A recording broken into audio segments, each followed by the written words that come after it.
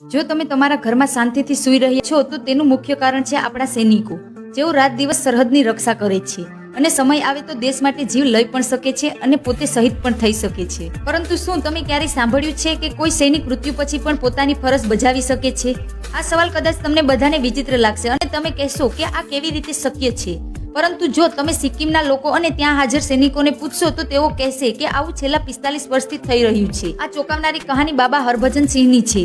30 August 1940ના રોજ બાબા હરભજનનો જન્મ થયો હતો અને 9 ફેબ્રુઆરી 1966ના રોજ ભારતીય સેના અંતર્ગત પંજાબ રેજિમેન્ટમાં કોન્સ્ટેબલ તરીકે ભરતી થયા હતા અને પૂર્વ સિક્કિમમાં સેવા આપી રહ્યા હતા. પરંતુ 4 ઓક્ટોબર 1968ના રોજ ખચ્ચરનો કાફલો લઈ જતી વખતે પૂર્વ સિક્કિમના નાથુલા પાર્ક પાસે તેનો પગ લપસી જતા ખીણમાં પડવાથી બાબા હરભજનનું મૃત્યુ થયું હતું અને પાણીનો જોરદાર પ્રવાહે તેના શરીરને 2 કિલોમીટર દૂર પહોંચાડી દીધું હતું. કહેવાય છે કે બાબા હરભજન તેના સાથી સૈનિકના સપનામાં આવીને પોતાના મૃતદેહ વિશે માહિતી આપી હતી.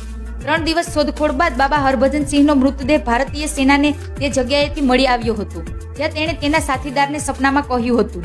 તમને જણાવી દઈએ કે બાબાનું મૃતદેહ મળ્યા પછી તેમની સમાધિ બનાવવામાં આવી હતી, જે હાલ બાબા હરભજન સિંહ મંદિર તરીકે ઓળખાય છે. કહેવાય છે કે મૃત્યુ પછી પણ બાબા હરભજન સિંહ સપનામાં પોતાના મિત્રોને નાથુલાની આસપાસ ચીની સૈનિકોના પ્લાન વિશે માહિતી આપે છે, જે હંમેશા સાચા સાબિત થયા છે.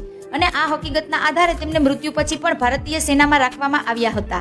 તેમના મૃત્યુને 48 વર્ષ થઈ ગયા છે, પરંતુ આજે પણ બાબા હરભજન સિંહની આત્મા ભારતીય સેનામાં પોતાની ફરજ બજાવી રહી છે. બાબા હરભજન સિંહને નાથુલાનો હીરો પણ કહેવામાં આવે છે. બાબાના મંદિરમાં આજે પણ ચંપલ અને અન્ય વસ્તુઓ સાચવીને રાખવામાં આવી છે. જી હા મિત્રો, ભારતીય જવાનો તેમના પગરખા દરરોજ પોલિશ કરે છે, તેની વર્ધી પણ સાફ કરે છે. આટલું જ નહીં, તેની પથારી પણ બનાવે છે. ત્યાં તેના સૈનિકોનું કહેવું છે કે સવારે સાફ કરાયેલા જૂતા સાંજે કીચડવાળા જોવા મળે છે અને તેના પલંગ પર કળસલીઓ પણ પડી જાય છે. આવું કહેવાય છે કે જ્યારે ભારત ચીન બોર્ડર પર કોઈ સૈનિક રાતના સમયે સૂઈ જાય છે ત્યારે બાબા હરભજન તેના મોઢા પર થપ્પડ મારીને તેને જગાડે છે. બાબાની આત્માનો અનુભવ માત્ર ભારત જ નહીં પરંતુ ચીનની સેનાને ઘણી વખત થયો છે. ખરેખર તેઓએ કહે છે કે રાત્રે ઘોડા પર સવાર થઈને બાબાને ઘણી વખત જોયા છે. ભારત અને ચીન આજે પણ બાબા હરભજન સિંહના અસ્તિત્વમાં માને છે. તેથી જ તો બંને દેશોની દરેક ફ્લેગ મીટિંગમાં બાબા હરભજન સિંહના નામે એક ખુરશી પણ રાખવામાં આવે છે. તમામ ભારતીય સૈનિકોની જેમ બાબા હરભજન સિંહને પણ દર મહિને પગાર આપવામાં આવે છે. મિત્રો, તમને પણ લાગે છે ને કે આ કહાની સત્ય છે? તો નીચે કોમેન્ટ બોક્સમાં બાબા હરભજન લખીને કોમેન્ટ કરી દેજો. ધન્યવાદ.